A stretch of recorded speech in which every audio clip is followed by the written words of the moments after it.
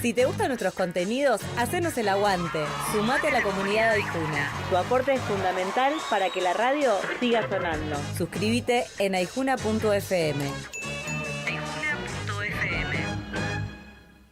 Preguntamos para entender por qué estamos como estamos. Y de paso, cañazo. Loco, ¿no te sobra una moneda? Y a veces nos preguntamos preguntas que son históricas. Sí, preguntas que muchos trabajadores y trabajadoras se han hecho a lo largo de su existencia, a lo largo de las décadas y de los siglos. Y como se viene un debate de reforma laboral, una nueva instancia que ha propuesto en este caso el actual gobierno, pero un gobierno neoliberal nuevamente, la pregunta es como básica, es, ¿cuántas horas hay que laburar? ¿Cuántas horas tenemos que trabajar? Y me quedo ahí porque es de amplio espectro la respuesta.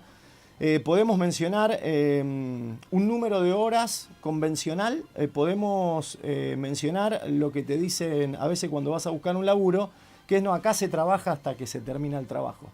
No se sabe la cantidad de horas. Bueno, Pablo Giuliani es doctor en Filosofía en Relaciones Industriales, es docente de la Universidad Nacional de La Plata y forma parte del colectivo Historia Obrera. Este año estuvimos hablando bastante sobre ellos y de hecho estuvimos en una presentación que hicieron sobre el espacio que tienen en el sitio web y también sobre audiovisuales que presentaron en este último tiempo y hasta música que te compartimos. Así que lo voy saludando. Aquí Pablo Martínez de Radio Aijuna y Cruce, la cadena conurbana de comunicación y cultura. Pablo te saluda. Bueno, ¿qué tal? Muchas gracias. ¿Cómo andas, Pablo? Muy bien, te agradecemos los minutos de charla. Pregunta muy abierta. Sabemos que vas a saber, o entendemos que vas a saber gambetear un poco y no sé si responder a todo, pero nos estamos preguntando en este momento cuántas horas hay que trabajar con una reforma laboral que te propone como respuesta abierta también, ¿no? Sí, bueno, te estaba escuchando, ¿no? Cuando hacías así la introducción a la charla. Obviamente acá hay varios niveles, digamos, de respuesta posible, o de reflexión posible acerca del asunto. En lo que hace, digamos, como una cuestión más muy concreta, en lo que se refiere a la cuestión de la jornada laboral, lo que se conoce de la reforma, que bueno, que decían que lo iban a presentar hoy, no sé, ¿no? Uh-huh. No sé cuándo la presentarán, pero los proyectos que andan dando vuelta no se meten directamente con eso, ¿viste? Eso sí también es importante señalarlo, son como otros elementos los que ponen en juego, aunque claramente muchas de las cosas que estarían modificando, por ejemplo, modificación de convenios colectivos y todo, podría impactar directamente sobre la cuestión de la jornada, ¿no? Uh-huh. Pero no se han metido, por lo menos hasta lo que se conoce, directamente con la cuestión de la jornada laboral.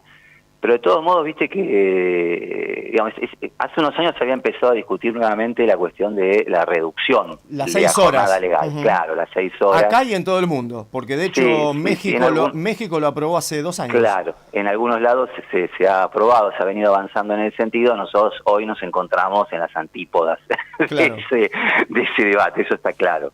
Y desde el punto de vista histórico también hay una cuestión que es importante quizás también señalar, que una cuestión es la letra de la ley uh-huh. y otra muy distinta lo que pasa en la realidad. Uh-huh. En Argentina nosotros desde 1929, en realidad, 28 Irigoyen en el gobierno radical sanciona la ley 11.544, que es la de la jornada de 8 horas, no para todos los sectores, hay algunos que estaban excluidos, como digamos la agricultura, el servicio doméstico, etcétera. En el 29 el Senado la va a hacer ley nacional, en el 57 de alguna manera va a entrar en el artículo 14 bis de la Constitución. Sin embargo, sabemos muy bien que la cantidad de horas trabajadas por los y las trabajadoras en Argentina, bueno, dependen de otras variables uh-huh. y eso hace que en general una enorme proporción de trabajadores y trabajadoras hayan, trabajado mucho más uh-huh. que 8 horas diarias, y lo mismo está pasando en la actualidad, ¿no? En pero, un contexto, por ejemplo, en este caso, Pablo, sí, capaz que hay que decir que de todas maneras genera como un marco, una vara genera cuando se legisla, ¿no? Es fundamental, sí, no, la legislación es fundamental porque aparte pone un marco de reclamos, de expectativas y de cuestiones también concretas que, digamos, una vez que se pone la jornada de 8 horas, por ejemplo, quienes están registrados y tienen la posibilidad de hacer valer sus derechos, bueno, una hora que supere las 8 horas va a ser pagado un 50% más, por ejemplo, claro. ¿no?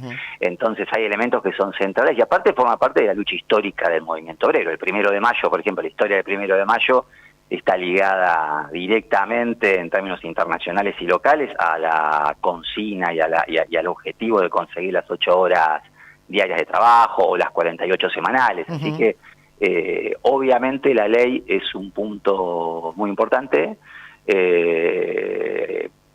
pero siempre es interesante, digamos, tener en cuenta que no significa que esté reflejando la realidad. Hoy en día, por ejemplo, el pluriempleo es una realidad. Hay estudios que están mencionando que una proporción de trabajadores y trabajadoras en Argentina están trabajando jornadas muchísimo más largas, ¿no? Claro, que los hacen acordar al siglo XIX en algún sentido. Tenés incluso tu laburo de 8 horas diarias, pero después le clavás 3, 4 más en otro. Sí, exactamente. Hay varias circunstancias, ¿no? En algunos, digamos, lo que está pasando actualmente, por cuestiones muy básicas y elementales que tienen que ver que el salario no alcanza, está totalmente ligado a la cuestión de la jornada, a lo que se gana. No hay mucha vuelta en ese sentido. Entonces, muchísimos trabajadores y trabajadoras que son ocupados, por eso del pluriempleo y sobreocupación se habla, bueno, han tenido que salir a buscar o más horas en el trabajo en el que se encuentran, y eso implica la posibilidad de la patronal de jugar con la cuestión de las horas extras, y por otro lado, bueno, el pluriempleo, ¿no? Trabajadores, trabajadoras que realizan más de una actividad, formal o informalmente, y te estoy hablando sobre todo, digamos, nosotros tenemos más estadísticas en el plano de los trabajadores registrados, que sabemos que los trabajadores no registrados están alrededor del 35, 36%, bueno, no, las estadísticas andan dando vuelta por ahí, no tengo el último dato, creo que el último que vi era 36 y pico.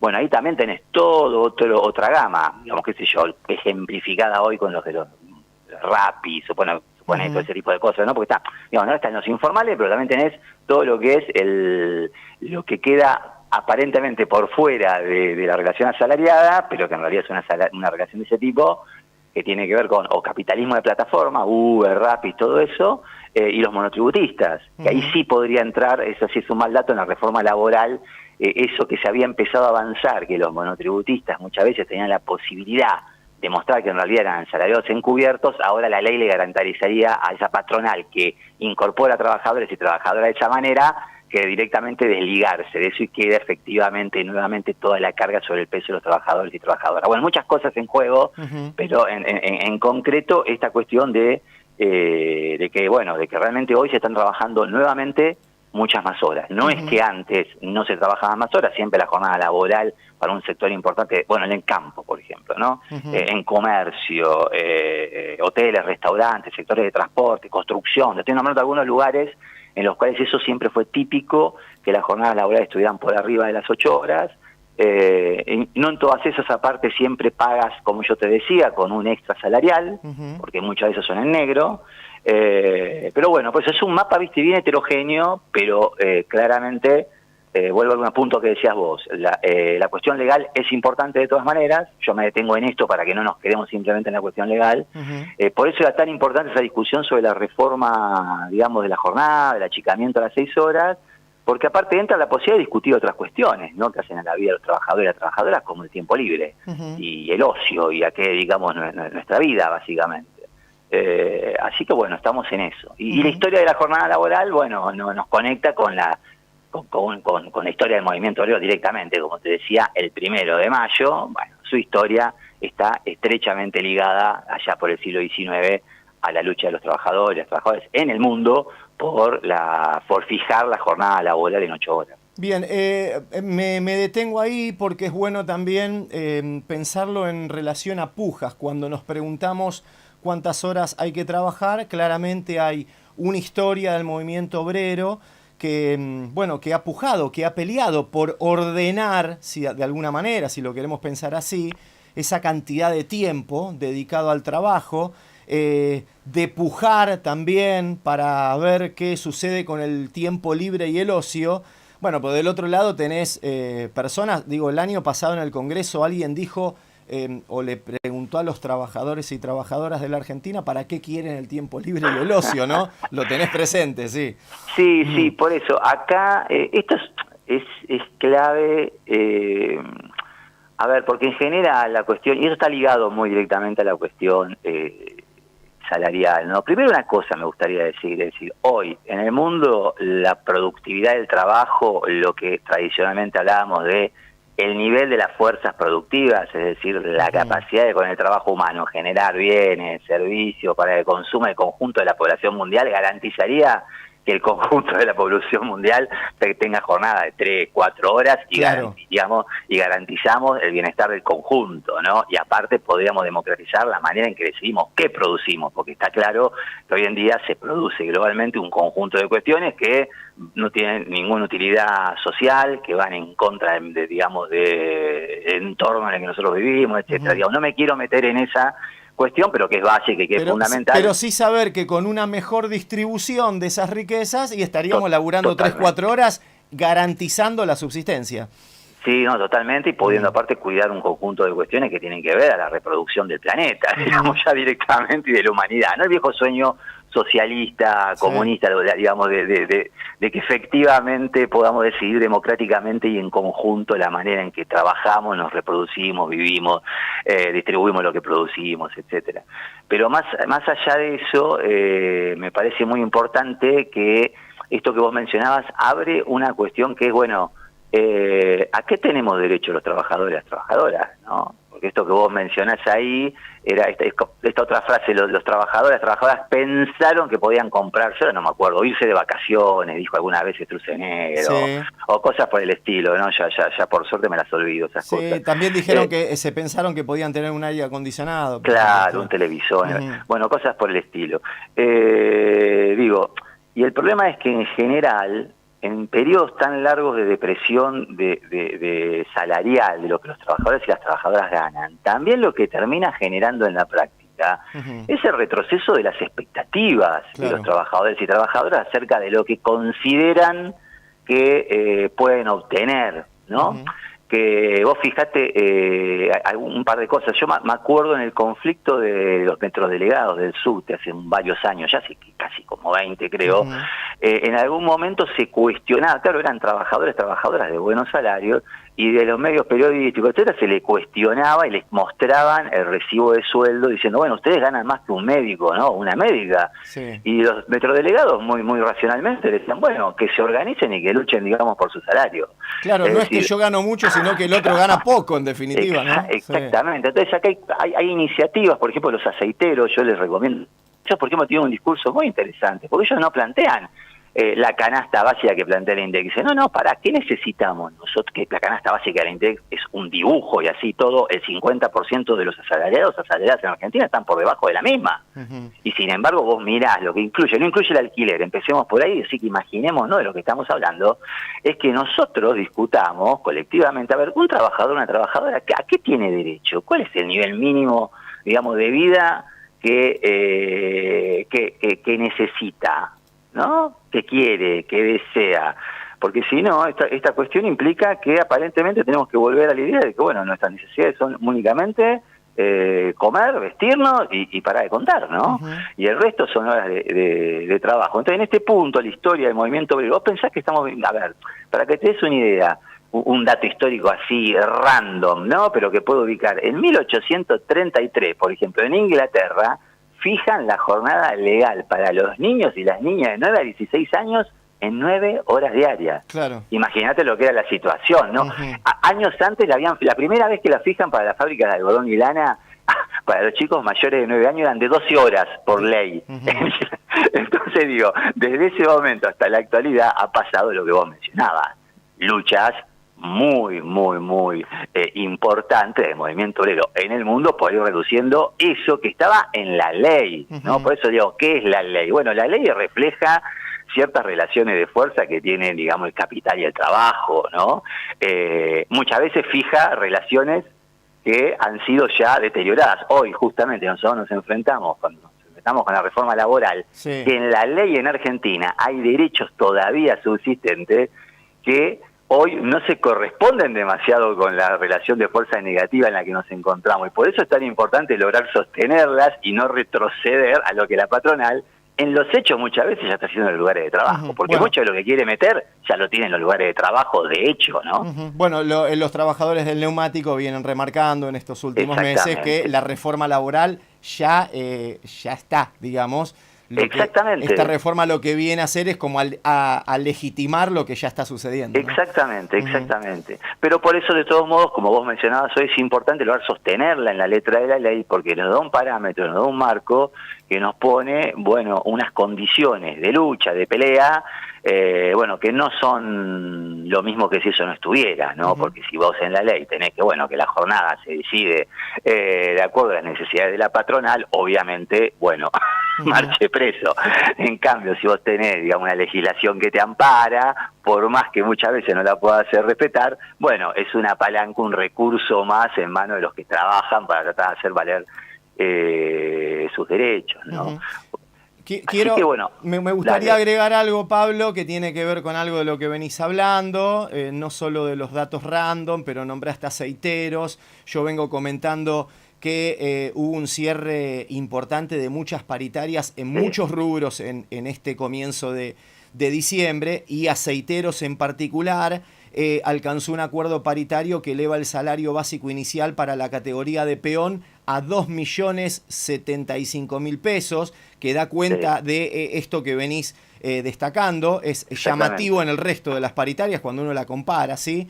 Y también me quedé enganchado con las expectativas, porque también pienso que este momento, más que ser una instancia de debate de las horas que hay que trabajar, se empieza a plasmar que las expectativas, por ejemplo, en jóvenes, y esto estadísticamente y en aquellos que vienen haciendo estudios cualitativos sobre todo, en jóvenes que se piensan a futuro en el espacio laboral, se empieza a reflejar una baja de esas expectativas, como que también está la puja y la pelea allí. Si yo ya de entrada bajo las expectativas de derechos laborales, bueno, la patronal, uno podría decir, ya empieza a tener una favor.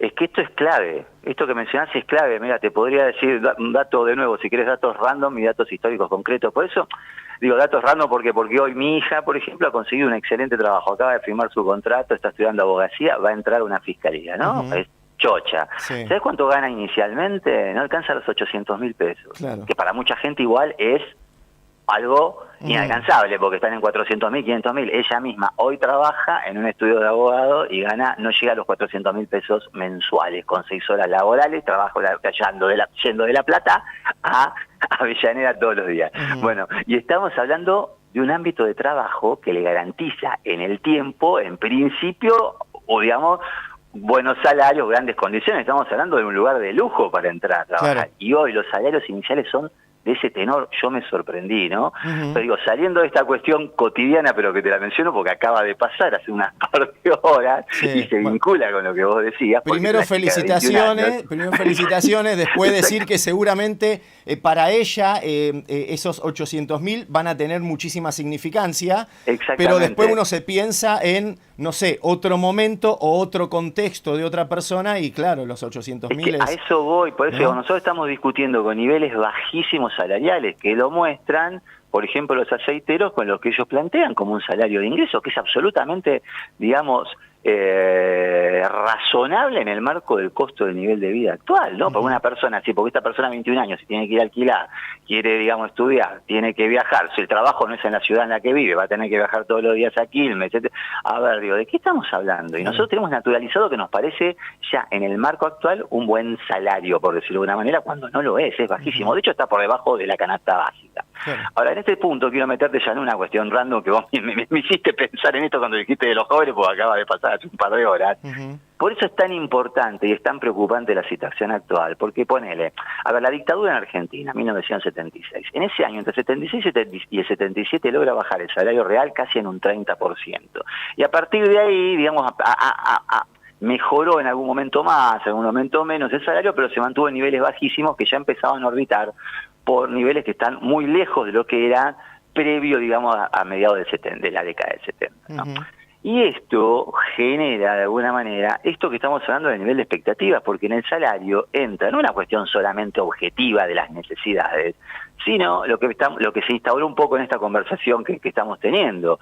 ¿Cuáles son las expectativas y lo que los trabajadores y las trabajadoras consideran que es justo ganar por su esfuerzo cotidiano? Y está claro que periodos muy prolongados de baja salarial generan una baja generalizada en las expectativas, o al menos, por más que esas expectativas sigan funcionando como un deseo ahí en la cabeza de los trabajadores y las trabajadoras, está claro que van a aceptar trabajos con salarios muy bajos, porque obviamente en la comparación general, bueno, saben que es una situación que no van a conseguir, digamos, una cosa mejor, y que por lo tanto se aferren a los mismos, en el sentido de que por lo tanto, bueno, tengan mucho más miedo a perderlo, y por lo tanto les sea mucho más difícil salir a luchar, digamos, por mejorar sus condiciones, y todo lo que sabemos que implica el miedo a perder el trabajo, que es lo que permite a uno reproducirse socialmente.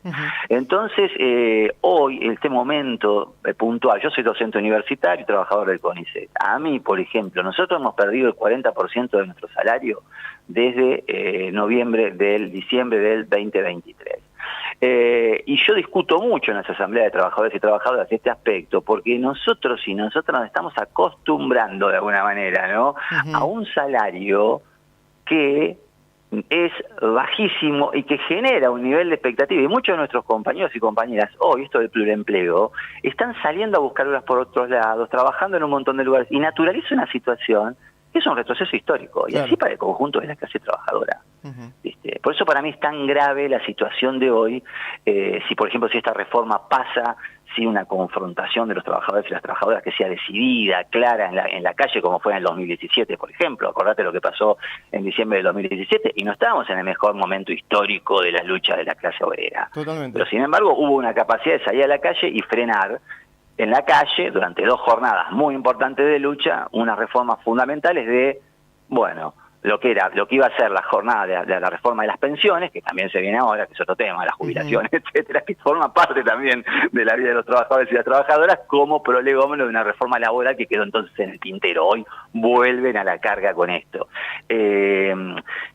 Bueno, no, por eso sí es tan importante esta cuestión de las expectativas, y por eso me parece tan importante el laburo que hacen los aceiteros, porque está claro que es un sector privilegiado en el sentido, a ver, quiero sacar la palabra privilegiado, si fuese posible editarla y sacarla, sacala. Sí. Digo, un sector que labura en un lugar que es clave hoy en el marco de las exportaciones, por ejemplo, en Argentina, ¿no? Entonces, hay unas ganancias empresariales que permite a esos trabajadores y esas trabajadoras que están en ese sector en particular, bueno, rascar un salario que por ahí en otro lugar no va a ser posible. Eso está claro, pero eso no puede transformarse, te lo digo por discusiones que se presentan, por ejemplo, en la Asamblea de Trabajadores y Trabajadoras Universitarios o del CONICET. Bueno, nosotros no somos aceiteros. No es la manera en que nosotros podemos empezar la discusión. Tenemos que empezar la discusión sobre qué es lo que debe ganar un trabajador o una trabajadora para cubrir sus necesidades, no las básicas, sus necesidades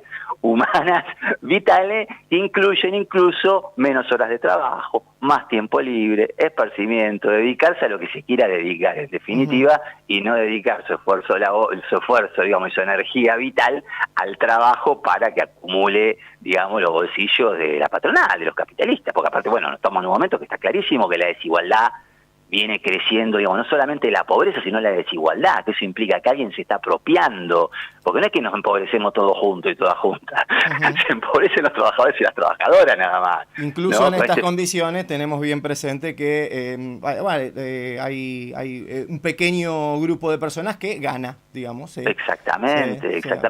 Y aparte, de nuevo, en perspectiva histórica, está claro que vos hoy mencionabas el neoliberalismo, te escuchaba ahí de fondo cuando estaba antes de hablar conmigo. Bueno, desde si uno pone y fecha, ¿no?, esta cuestión del neoliberalismo a mediados de los 70, tenemos Reagan en Estados Unidos, Thatcher en Inglaterra, Pinochet en Chile, Videla en Argentina, etcétera. Digamos, eso que se va imponiendo a nivel mundial. Todas las estadísticas, no solamente de los países periféricos, del capitalismo periférico como Argentina, de los países centrales, muestran un crecimiento muy, muy marcado y muy importante de la desigualdad, de lo que más ganan, ganan más, y los que menos ganan, ganan menos. Entonces acá el problema está muy claro, ¿no? En términos estadísticos, y está a la vista de quien lo quiera ver. Bien. Y justamente es un resultado de un conjunto de políticas que son las que hoy, hablando de Argentina, nos están proponiendo. Entonces hay que sacar algún tipo de conclusiones, ¿no?, al respecto. Pablo, dejo ahí, me gustó, porque hablar de desigualdad me encantaría también hacerlo en otro momento. Yo tengo el cierre del programa, te agradecemos Perfecto. enormemente los minutos de charla. Creo que quedaron, bueno, como siempre, un montón de puntas de lo cotidiano que venimos hablando, y también nuevas cosas que nos aportaste para pensar. Básicamente la pregunta a veces tonta pero importante de cuántas horas hay que trabajar. Te mando un abrazo, el saludo a todo el colectivo Historia Obrera, y dejamos abierta la posibilidad de seguir hablando. Dale, perfecto. Un abrazo, gracias por el llamado. Pablo Gigliani es doctor en filosofía, relación